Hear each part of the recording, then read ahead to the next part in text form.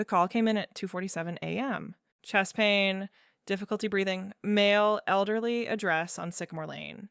I typed the information with the speed of someone who has done this 10,000 times because that is what 9 years of overnight shifts at the Franklin County Emergency Communications Center produces in a person. A particular fluency with crisis that lives in your fingers before ever reaches your brain. I dispatched the unit. I pulled up the address on the secondary screen. Standard protocol. Then the caller said something that was not standard. He said, in the specific, labored breath of a man whose chest is closing around him like a fist tightening, "Before you go, can you stay on the line with me? I don't want to be alone." I have been asked this question approximately 400 times in 9 years. The answer is always yes. "Of course," I said. "I'm right here. What's your name?" A pause that lasted 3 seconds. I know it was 3 seconds because the recording timestamps every silence. I have listened to those 3 seconds many times since. "Robert," he said. "Robert Callahan." The room did not spin. Rooms do not spin. That is a thing that happens in movies and novels, not in dispatch centers at 2:47 a.m., where the fluorescent lights never change and the screens never go dark, and you have been trained across 9 years and 10,000 calls to remain present regardless of what arrives through the line. But something happened in my chest in that moment. Something that had been held very still for a very long time shifted. The specific sensation of ice that has been frozen for years, suddenly finding a fracture line. Robert Callahan, my father, the man I had been told by everyone who knew our family that I had abandoned. The man whose wife had stood at my grandmother's funeral 4 years ago and said, loud enough for 12 people to hear, it's such a shame his own daughter couldn't be bothered to maintain the relationship. The man whose Christmas cards had stopped arriving in 2015. The man I had called 147 times between 2014 and 2018, according to my phone records, and who had never once called back. The man who was now on the other end of a 911 line, alone at 2:47 in the morning, in a house on Sycamore Lane, 20 minutes from where I sat, asking not to be by himself while he waited for an ambulance, not knowing that his daughter was the one who answered. "Robert," I said, and my voice was steady. 9 years of training, 9 years of holding the line for strangers in their worst moments, 9 years of building the specific professional stillness that this job requires. "I'm here. Keep talking to me. The paramedics are on their way." "Thank you," he said. Thank you." "Can you tell me where the pain is?" I said. "Is it in your chest? Your arm? Your jaw?" "Chest," he said. "Left side. It started about 20 minutes ago. I thought it would pass." "You did the right thing calling," I said. "Are you sitting or lying down?" Sitting at the kitchen floor. I slid down from the chair. I noted it. I relayed it to the unit. "Can you unlock your front door for me, Robert?" I said. "So the paramedics can get to you quickly?" "Already done," he said. "I always unlock it when she's gone, just in case." Those 4 words, just in case. I have thought about those 4 words every day since. A man who unlocked his door before he called for help, because he had learned, somewhere in the years I had not been present for, to prepare for the possibility that no one would come quickly enough. Just in case. "Robert," I said, "that was smart. You're going to be okay." "My wife isn't home," he said. "She went to her sister's for the week. I told her I was fine."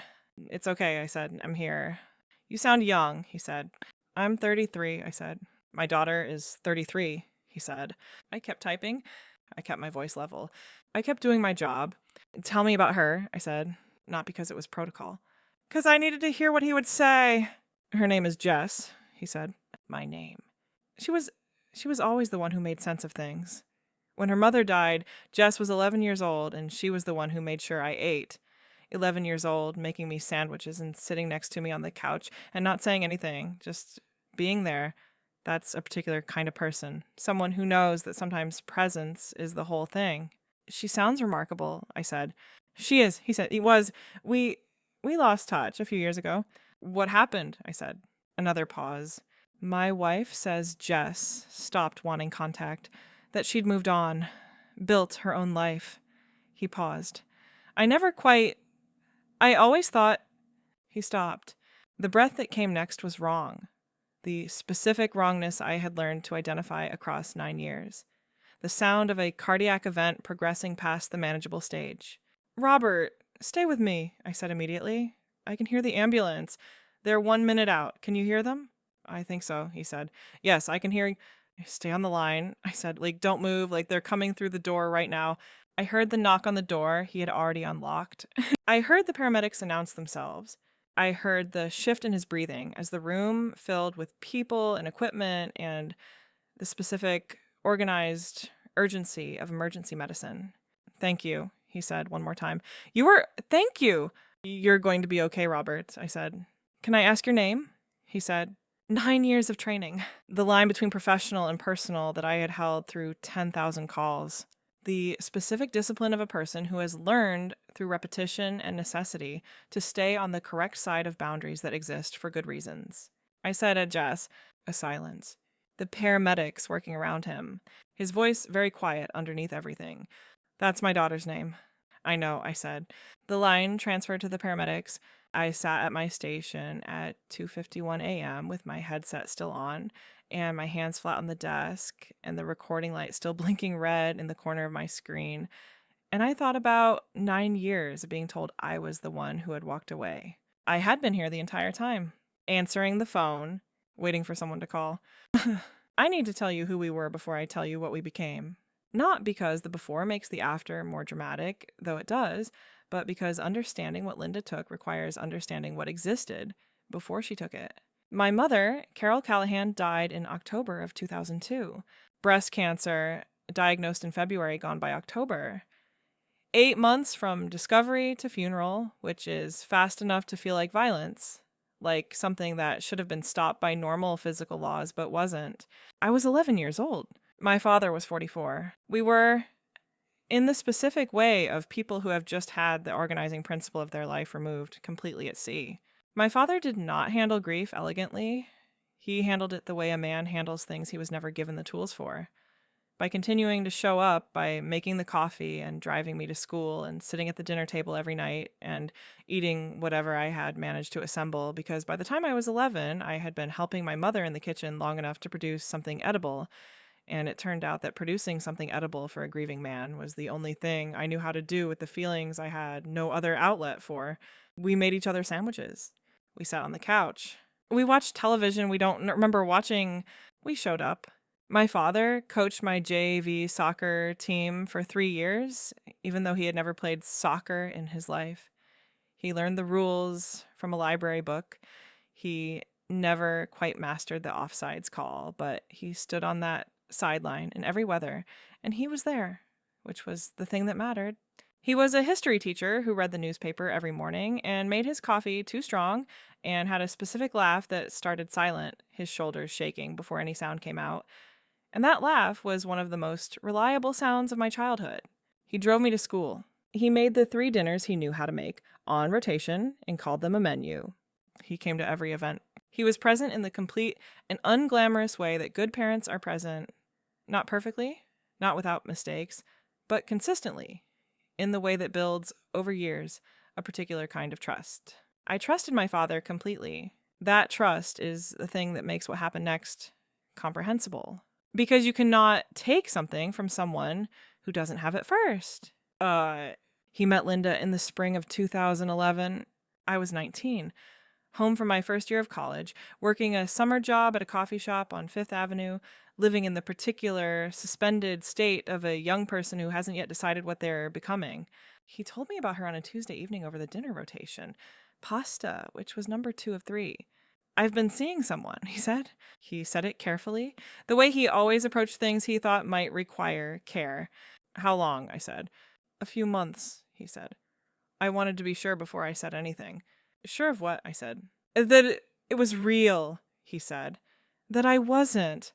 That it wasn't just about not wanting to be alone." I looked at him, 44 years old when my mother died. 11 years of being alone, of making the 3 dinners and attending the events and managing the household and building steadily the kind of life that is full and functional and that contains, underneath the fullness, a particular silence. "Is it real?" I said. He looked at his pasta. He smiled. "Yeah," he said. "I think it is. Then I want to meet her, I said. I met Linda 3 weeks later. She was 51, brown hair, worn neat, the kind of presentation that reads as assembled rather than natural. Everything considered, nothing accidental. She was a dental hygienist with 2 adult sons from a previous marriage, both in their late 20s, both living in other states. She had been divorced for 6 years. She was warm to me. I want to say that clearly. She was warm to me in the beginning in a way that was not obviously performance. She asked about my courses with genuine attention. She remembered details from one conversation to the next. She laughed at the right moments. She made my father laugh, that silent laugh, shoulders first. I watched him across the dinner table the first night we ate together, and I thought, he looks like himself again. Not the 11 years after version, the careful and functional version, the earlier version, the one with the specific animation of a man who has something to look forward to. I wanted that for him. I said yes when he asked 6 months later if I was okay with him continuing to see her seriously. I was 20 and I said yes. I said it without reservation. I meant it. There were signs in retrospect. There are always signs in retrospect. The challenge is that signs in the moment present themselves as something else, as personality, as preference, as minor friction that smooths out with time. The first sign was organizational. Linda liked things managed. She took over the household calendar within the first year of their relationship. Not aggressively, not in a way that my father noticed as a takeover, but gradually, the way water moves into a space, finding every low point and filling it. The dentist appointments, the car maintenance schedule, the holiday planning. She said, a details person. She liked to have things in order. My father, who had managed our household for 11 years with the functional but imperfect system of a man doing 2 people's jobs, found this a relief. He said so. I heard him say it to his colleague Bill Garner at a barbecue in 2012. Linda just handles things. I don't know how I did it without her. Bill Garner had nodded. I had stood 3 feet away and noted something I couldn't yet name. The second sign was about information. Linda liked to be the one who had it. Not in an obvious way, not by interrogating or demanding, but she positioned herself, consistently, as the relay point. The person you called to reach my father. The person who knew his schedule, his medical appointments, his whereabouts. When I called the house in 2013, after they married, it was Linda who answered. When I asked if my father was home, she would tell me his schedule. He's at school, he's at a meeting, he's napping, before I asked. She answered questions I hadn't asked. She managed information the way she managed the calendar, completely, preemptively, in a way that felt like helpfulness, until it didn't. The third sign, the one I should have read more clearly, was about the stories she told. Linda was a storyteller. She talked about people, friends, family, her son's acquaintances, people from her dental practice, with the specific narrative fluency of someone who thinks in terms of character and motivation. She would describe someone's behavior and then provide the interpretation. She's like that because she's insecure, or he does that because he never had real structure as a child. She was often right. That was the thing. She read people accurately. I noticed much later that she was also always the one providing the interpretation. She didn't present behavior and invite you to assess it. She presented behavior and its meaning as a single package. And if you were someone who trusted her, you received the package whole. My father trusted her completely. She had earned it. That is how it works with people like Linda. You earn the trust first. The wall between my father and me was not built in a day. It was not built in a year. It was built the way the most effective structures are built, methodically, patiently, one piece at a time, in such a way that each individual piece looks like nothing in particular. I am going to show you every brick. 2014, the phone. In early 2014, Linda mentioned to my father that she'd noticed he sometimes missed calls because he left his phone in the other room, or didn't hear it, or didn't check messages promptly. She suggested they set up a system where she monitored the household communications, bill reminders, appointment confirmations, calls to the house line, so he didn't have to worry about it. My father, who had been managing his own phone for 40 years and who found the administrative tasks of daily life increasingly tedious as he moved toward his late 50s, agreed. He didn't think of it as handing over the phone. He thought of it as one less thing to manage. What this meant in practice, when I called the house number, Linda saw the call before he did. When I called his cell, Linda had access to that log. When my name appeared on the screen, Linda was the first to know. She didn't stop my calls from reaching him immediately. That would have been too obvious too soon. She managed them. She answered when he was in another room, which was often. She took messages in the way that creates distance without creating a record. Jess called. She said hi. Nothing urgent. Nothing urgent. My calls, week after week, reduced to nothing urgent. My father would hear this and nod and think, Jess is fine. She'll call back if she needs something. He never thought to call me directly. He had been told I had called. He had been told it wasn't urgent. He was a man who respected boundaries and did not want to hover. He didn't hover. I waited for callbacks that never came. 2015, the address. In the spring of 2015, Linda suggested they update their household records. Insurance, medical, emergency contacts. Everything is still in Carol's name in some places, she said, referring to my mother. We should get it current. This was reasonable. My father agreed. Over several weeks, Linda went through the household documentation. She updated the insurance. She updated the medical records. She updated the emergency contacts. In doing so, she made one change that my father did not notice because it was one item in a long list of administrative updates, because he had trusted her with the process entirely because the update looked like a correction rather than a deletion. She changed my contact information in my father's medical records to an address in Seattle, Washington, and a phone number that was not mine, and an email address that was not mine. One item in a long list that my father never reviewed because he had trusted her with the process. 2015, the narrative.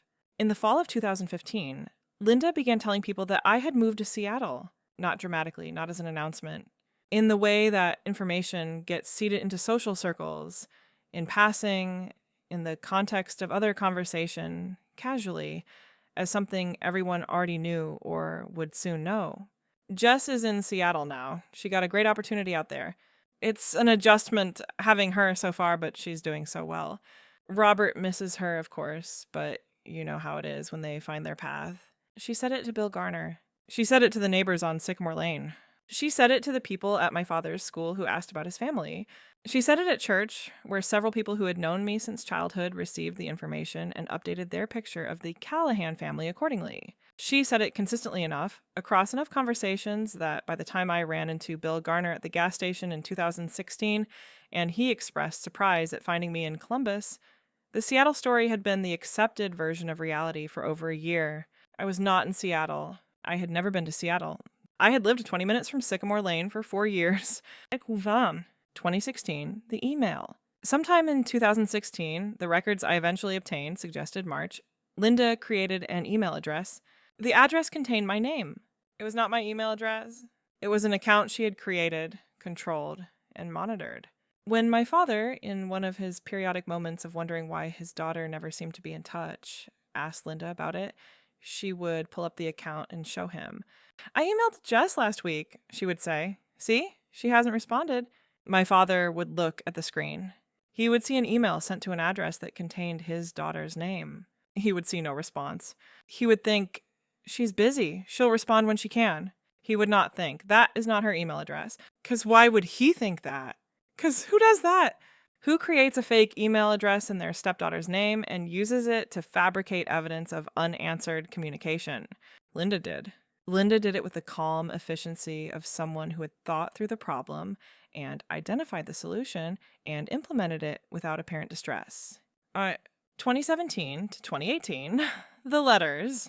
When I sent the certified letters in 2017 and 2018, addressed to my father, sent to Sycamore Lane, hoping that a physical letter would be harder to intercept than a phone call, Linda signed for them. She signed for them and she put them somewhere that was not my father's hands. I know this because the certified mail receipts show her signature.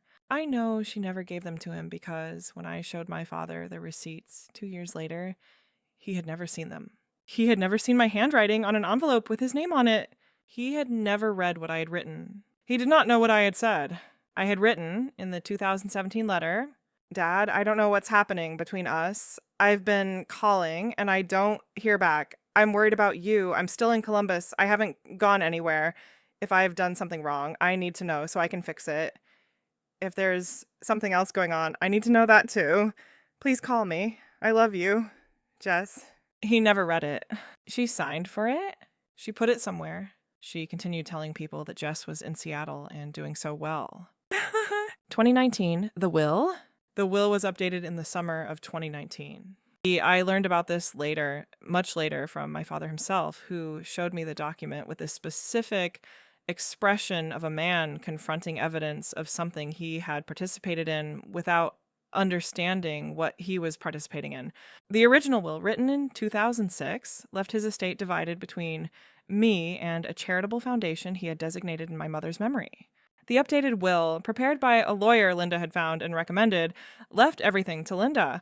The notation explaining the change read, "This update reflects the testator's understanding that his daughter, Jessica Callahan, has chosen to sever familial ties and is no longer a presence in the testator's life. The testator wishes to ensure that his estate is managed by his spouse. His understanding built from 5 years of managed information, 5 years of nothing urgent, and she's in Seattle, and unanswered emails sent to an address that wasn't mine. 5 years of a wall, one brick at a time. And the will was the capstone, the document that formalized, in legal language, the story Linda had been building. That I had chosen to leave, that the distance was mine, that I had made my choice." I want to stop here and ask you something, because this is where the story gets to the part that I still find hardest to explain. Not the actions.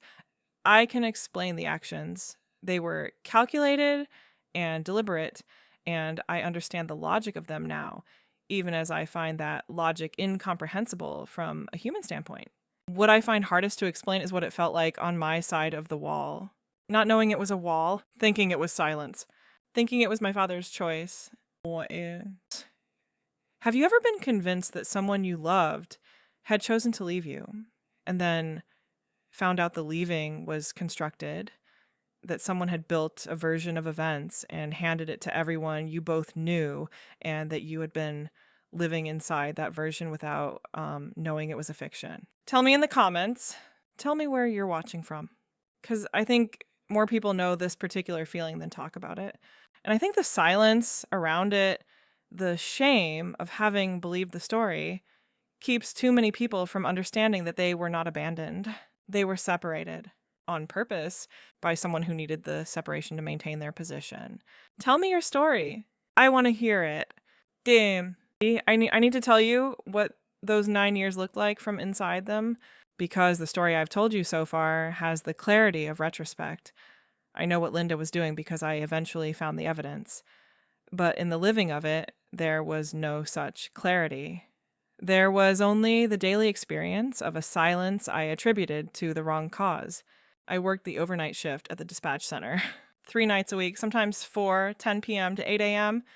The work suited me in ways I didn't fully understand until later. There was a structure to it. Well, a call comes in, you respond, you dispatch, you document, you move to the next call. The problems are concrete. The actions are defined. You cannot fix everything, but you can always do the specific next thing that the situation requires. In a period of my life where the most painful situation I faced offered no concrete actions, no defined responses, no specific next thing, the dispatch center was the place where I knew exactly what to do. I was good at it. I was promoted to senior dispatcher in 2017. I trained newer dispatchers in 2018 and 2019. I developed over years the specific professional reputation of someone who stays calm in the worst situations, who doesn't lose the thread when the call goes sideways, who can hold multiple emergencies simultaneously without dropping any of them, who can be the steady voice on the other end of the line for a person in the worst moment of their life. I was good at holding the line for strangers. I was less good at not knowing what had happened to my father. The grief of estrangement is different from other grief. With ordinary loss, death, the kind my mother's was, there is a shape to it. There is a before and an after with a specific moment between them. There is a community of people who acknowledge the loss. There are rituals. There is eventually a kind of resolution that is not okay but is accepted. With estrangement, there is no shape. There is no moment. There is just increasing distance that you don't know how to measure because you don't know where the original separation occurred, and you are not sure whether to attribute it to something you did or something that simply happened, and the ambiguity is itself a kind of ongoing injury that doesn't scar over because it never quite closes. I called my father 147 times between 2014 and 2018. I stopped counting after that. Not because I stopped calling. I didn't. Not entirely, but because counting had been a way of believing that the volume of my effort would eventually produce a different result, and I had lived with the evidence long enough to understand that the result was not going to change through volume alone. I sent the letters, no response. I reached out to his colleague Bill Garner, who had expressed surprise at finding me in Columbus, and asked him to mention to my father that I was still there and still trying. Bill said he would. My father apparently received the message as, "Ran into Jess? She said hello?" Which was not wrong exactly, but was not what I had asked Bill to convey. I think Bill did his best. I think the information filtered through the social dynamics of a small professional community where Linda had been seeding her narrative for 3 years came out shaped differently than it went in. Yeah, in 2018, I went to a therapist. Not because I thought something was being done to me. I still didn't know that. But because I had been living with the specific weight of believing my father had chosen distance and believing simultaneously that I did not know what I had done to deserve it. And the combination of those two beliefs was producing something in me that I needed help carrying.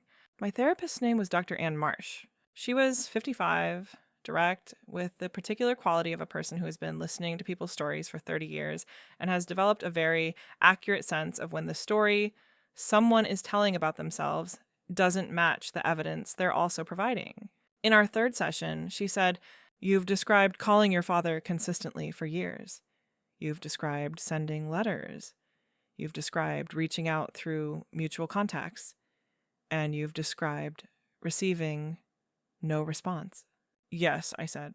"And your interpretation of this," she said, "is that he has chosen not to be in contact with you."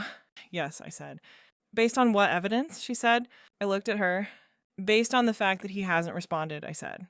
Or, she said carefully, "based on the fact that the responses you expected haven't come through the channels you expected them."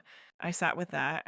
"Is there any way," she said, "to verify directly, not through the house phone, not through Linda, not through mutual contacts, whether your father actually knows you've been trying?" I thought about that for a long time. "He'd have to tell me himself," I said. "Yes," she said.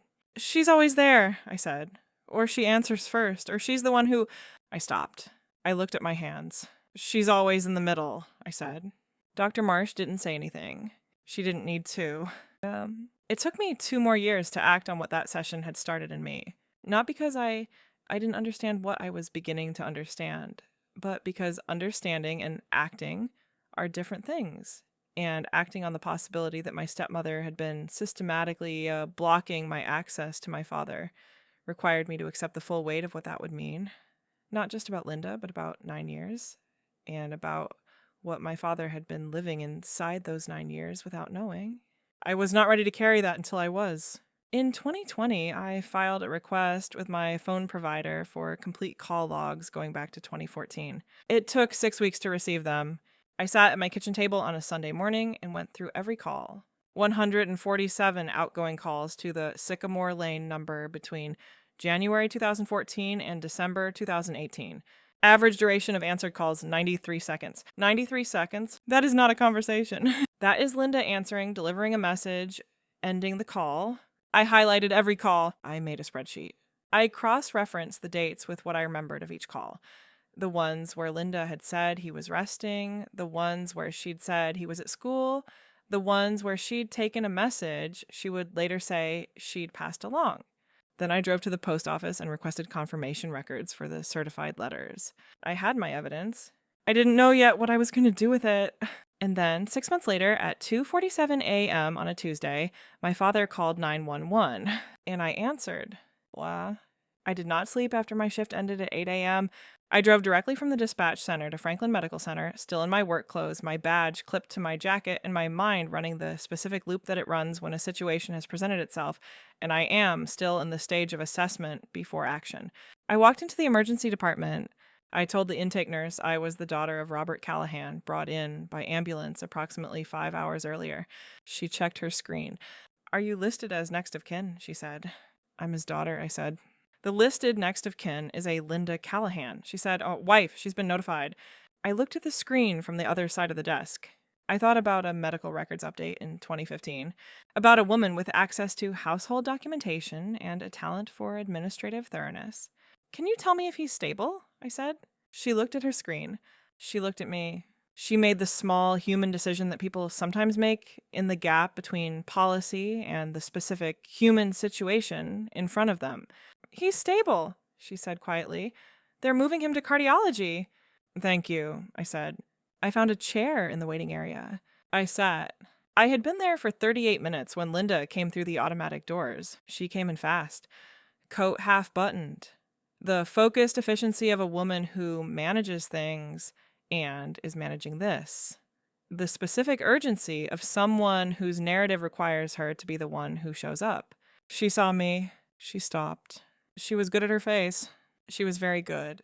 But I had been trained for 9 years to hear what people don't say, and I had known Linda for 15 years, and I watched the sequence that moved through her expression in approximately 1.5 seconds. Recognition, calculation, the specific recalibration of someone who has just encountered a variable they didn't plan for. Then, the warm neutrality, assembled as efficiently as always, sliding into place over everything else. "Jess," she said, "what are you doing here?" "He's my father," I said. "Of course," she said, and her voice had the specific warmth of someone who is managing a situation. "I just meant, how did you know? I was going to call you, obviously, but it was the middle of the night, and I didn't want to worry you before I had more information." "I answered his 911 call," I said. She stopped. This time, the sequence on her face moved faster, and what was underneath was less composed. "You were working," she said. "It was not a question."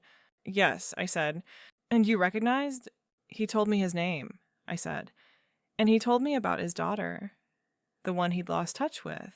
The phrase "lost touch with" landed between us. She heard what I meant by it. "Jess," she said, "I know things have been difficult between you and your father. I've always hoped that eventually." "Linda," I said, "I'm not here to have this conversation. I'm here because he's my father, and he's in the hospital, and I'm not leaving." She looked at me for a long moment. She sat down on the other side of the waiting room. We did not speak for 4 hours. At noon, a nurse came out and said my father had been moved to a room in the cardiac unit and was asking for his wife. Linda stood up immediately. She looked at me. I looked back. "He asked for me," she said. "I heard," I said. "Visiting is restricted to—" "I know the visiting policy," I said. "I'll wait." She went through the door. I sat. I had been doing the specific discipline of waiting for 9 years. Another hour was manageable. I went in at 2:00. Linda had gone to get food from the cafeteria. The nurse, who had the practical kindness of someone who has been working in cardiac care for a long time and has developed accurate instincts about family situations, had timed it perfectly. My father was in bed with wires attached to him and the specific pallor of someone whose body has been through something serious and is resting on the other side of it. He looked older than the father in my memory. Not devastatingly older, just the ordinary accumulation of time, of years I hadn't witnessed, of the specific way that absence makes the passage of time visible all at once when you finally see someone again. He saw me in the doorway. He looked at me the way you look at something you have wanted for a long time and are not yet sure is real. "Jess," he said. "Hi, Dad," I said. I walked to the chair beside his bed. I sat down. I did not touch his hand yet. Not because I didn't want to, but because I needed him to set the pace of this, to have the thing unfold at his speed rather than mine. "It was you," he said, "last night on the phone." "Yes," I said. "I thought," he started. When you said your name, like, I thought I was... He stopped. I thought I was hearing what I wanted to hear. You weren't, I said. He looked at the ceiling. 9 years, he said. Yes, I said. She said... He stopped again. I know what she said, I said. Seattle, he said. I've lived 20 minutes from the Sycamore Lane for 9 years, I said. I've never been to Seattle. He closed his eyes. We sat in the quiet of the cardiac unit, the beeping of monitors, the sound of the corridor outside, the particular stillness of a hospital room in the middle of the afternoon. I called, I said, 147 times. I have the records. He didn't say anything. I sent letters, I said. Certified, she signed for them. I have those receipts too. He opened his eyes. He looked at me. Show me, he said. What? I showed him everything over the next 2 hours. Not all of it. I didn't have the full file with me. I hadn't known I'd be in a hospital room that day. But I had my phone, and I had the photographs I'd taken of the documents over the months of building my file, and I walked him through what I had found. The call logs, the certified mail receipts with her signature, the email from Bill Garner confirming what Linda had told him about Seattle.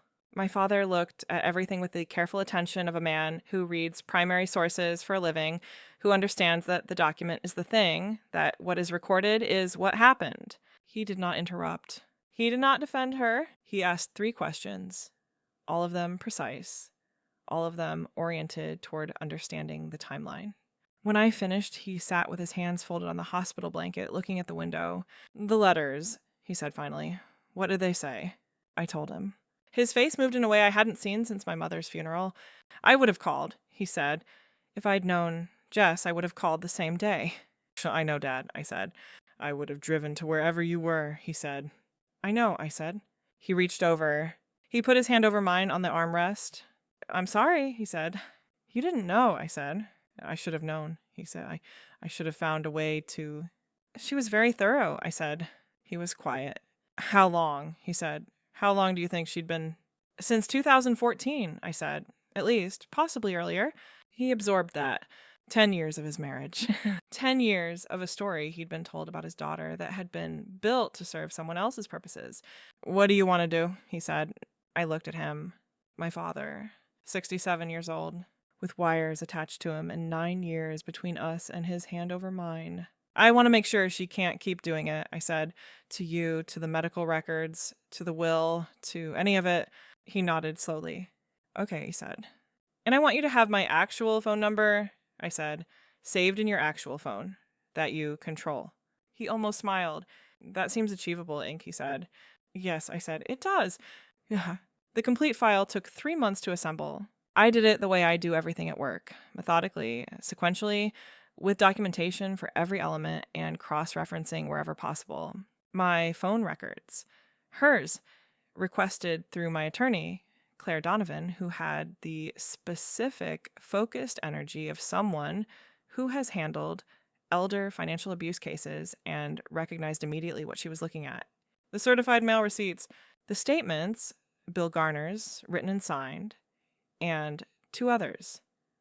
A neighbor named Patrice, who had been told about Seattle in 2015 and who, when I contacted her, expressed the specific discomfort of someone who has been used as an unwitting vehicle for a lie, and a woman from my father's church named Eleanor who had asked about me at Easter of 2016 and been told, warmly and regretfully, that I had chosen to distance myself from the family. The medical records, obtained by my father, who was now, for the first time in 10 years, managing his own documentation.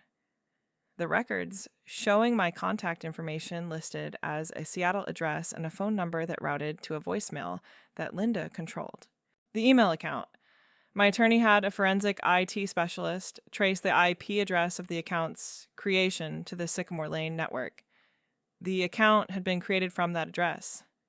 The emails sent from it to my father as fake evidence of my non-responsiveness were traceable to the same source. The will, the notation in the will, his understanding that his daughter has chosen to sever familial ties. His understanding, built on a foundation of fabricated evidence, curated information, and 9 years of systematic management. Claire reviewed everything. She sat across from me in her office and said, "This is elder financial abuse. The will alone is actionable. The mail interception is a federal offense. The fraudulent email account is identity fraud. I know, I said. What do you want from this? She said. I want the will corrected, I said. I want his medical records corrected. I want him safe. And Linda, she said, I had thought about this carefully. I had thought about it for 3 months, while building the file, while driving to the hospital for visits, while sitting on the other end of the phone during the calls my father and I now had every 3 days. Actual calls. His phone. His voice. Nobody in the middle. I want her to understand that I have everything, I said, and I want her to make the choice about what she does with that understanding. Claire looked at me. You're giving her an exit, she said. I'm giving her information, I said. What she does with it is on her. They said that. My father called Linda from the kitchen. Not the hospital. By then he was home, recovered enough to be ambulatory, to sit at the table where we had eaten pasta on rotation for the years before everything changed. I sat across from him. He called her on his phone with my number saved at the top of his contacts under Jess, my daughter, which was how he had entered it, and which I had not asked him to change. Linda answered on the second ring. He told her he needed her to come home, that he needed to talk, that there were some things he'd been thinking about and he wanted to discuss them in person. She said she'd be there in an hour. She arrived in 40 minutes. She came through the kitchen door and she saw me sitting at the table, and she saw the folder in front of me, and she saw my father's face, and she stood in the doorway for 3 seconds. Long enough that I counted them before she came in and sat down. She sat at the end of the table, the same end she had always sat at, the table where my father and I had eaten pasta on rotation. He spoke for 26 minutes. I know because I timed it, not to measure, because there was something I needed to know about my father, something I had wondered across 9 years of silence, something that the 9 years had made me uncertain of, whether he would do it, whether when the moment came, he would hold the line.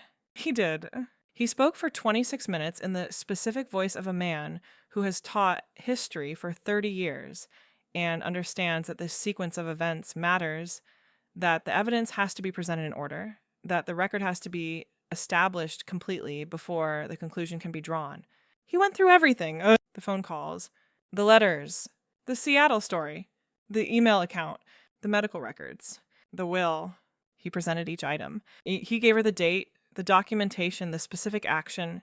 He did not raise his voice. He did not editorialize.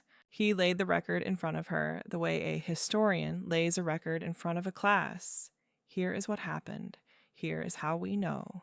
Here is what it means. Linda tried to interrupt once at the beginning when he was describing the certified mail receipts. He said, "Let me finish." She let him finish. When he was done, he said, "I need you to leave the house while I work with my attorney to address the legal aspects of this. I've already spoken with Claire Donovan. The process will take some time, but I need you out of this house while it proceeds." Linda looked at the folder. She looked at me. I looked back. She looked at my father. "Robert," she said, "I did what I did because I was afraid of losing you. She was always..." She stopped. She recalibrated. "I made mistakes. I know that. But everything I did was because I loved you and I was afraid of..." "Linda," my father said. She stopped. "I understand that you believe that," he said. "I'm not in a position to tell you what your motivations were. I can only tell you what the record shows about what you did, and I can tell you that I need you to leave." She stood up. She picked up her bag. She looked at me one more time. I did not look away. She walked to the door. She stopped with her hand on the frame, and she said, without turning around, "I really did love him." She walked out. The door closed. My father and I sat at the kitchen table. After a moment, he said, "Do you want coffee?" "Yes," I said. He stood up and made it, too strong the way he had always made it, and he put a mug in front of me and sat back down. We drank our coffee. We didn't talk for a while. We didn't need to. But the legal process took 14 months. I will give you the summary rather than the chronology, because the chronology is 14 months of documents and filings and the specific grinding procedural work of correcting a record. And what matters is the outcome. The will was corrected. His medical records were corrected. My name, my actual address, my actual phone number, listed as primary next of kin. The fraudulent email account was documented and submitted to the relevant authorities. The certified mail interception was referred to the postal inspector's office. Linda's attorney negotiated. There were no criminal charges filed. This was a decision my father made in consultation with Claire after considering the length and cost and emotional weight of a criminal prosecution against a woman he had been married to for 12 years. I was not entirely at peace with that decision. I told him so. He listened to me. He said, "I understand why you want the full accounting. I want you to understand why I can't do it." "Tell me," I said. "Because it would take 2 more years," he said. "And I am 67 years old, and I have already lost 9 years. And I would like to spend whatever time I have left drinking coffee with my daughter rather than in a courtroom." I looked at him. "Okay," I said. "I'm not asking you to agree," he said. "I'm asking you to understand." "I understand," I said. I did. I don't know that I would have made the same choice, but it was not my choice to make. Linda moved to her sisters permanently. Her sons called my father once each. The first call was adversarial, and the older son, Marcus, who had his mother's talent for narrative and who told my father he was making a mistake, that my father had been manipulated by a daughter who had been absent for 9 years. My father listened. He said, "I have the phone records." Marcus did not call again. The second son, Daniel, called 2 weeks later. He said, "I want to apologize. I don't think I fully understood what was happening, and I should have paid more attention." My father thanked him. That was the end of that particular chapter. My father and I have dinner every Sunday on Sycamore Lane in the kitchen with the table that is the same table. He makes the pasta, number 2 of 3, still on rotation, still slightly overcooked in the specific way that is his. I bring the bread. We eat and we talk and we watch whatever he's been watching. Currently, a documentary series about the history of cartography, which is exactly the kind of thing he would watch. And at 9 o'clock, I drive home. 20 minutes. The same 20 minutes it has always been. The voicemail exists. My father left it 3 weeks after Linda moved out. I was in the shower at 7 a.m. on a Sunday morning when my phone rang, and I came out to find the notification, and I stood in my hallway in my towel, and I listened. He said, "Jess, it's Dad. I know you're probably sleeping or in the shower or doing whatever you do on Sunday mornings. I realized I still don't know your Sunday morning routine, and I'm going to have to fix that. I just wanted to call and hear your voice. Even if it's just the recording. I've been thinking a lot about what you said, about being here the whole time. I want you to know that I was too. I was always here. I just didn't know how to find you through all of it. I should have looked harder. I know that. I'll spend a long time knowing that, but I'm glad you answered that night. I'm so glad it was you. I'll make the pasta on Sunday. Come at 6. I love you. I have not deleted it. I will not delete it. I have listened to it, I'll be honest with you, more times than I will say here.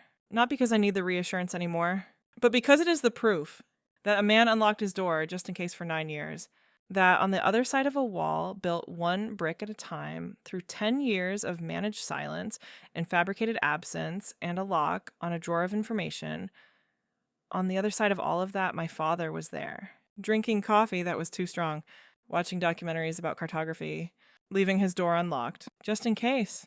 Eyes. Before I let you go, and I mean this genuinely, not as a script, has someone ever told you that a person you loved had chosen to leave? Have you ever discovered that the silence was constructed, that someone had stood in the middle and managed the space between you? Have you ever been on the wrong side of a story someone else was telling about you to the people who mattered most? Tell me in the comments. Tell me where you're watching from. Tell me if any part of this landed somewhere real. I read every comment, every single one, because I spent 9 years not being heard. I know what it means when someone is actually listening. Subscribe for new stories every week. Next week, a woman discovers that her twin sister has been living her life, her name, her apartment, her job, her identity, for 2 years. She is a forensic document examiner. She finds out when her own signature appears on a lease she never signed. My name is Jess Callahan. I'm a 911 dispatcher in Franklin County, Ohio. Every shift, I answer the same way. 911, what's your emergency? I answer because someone needs to be on the other end. Because the person calling is alone and scared and needs a voice that stays steady and says, I'm here. Keep talking. Help is coming. I know what it means to need that. I know what it means when someone stays on the line. My father unlocked his door for 9 years. I was 20 minutes away the entire time. On the night it mattered most, at 2:47 a.m., he called. I answered. That was enough. It will always have been enough.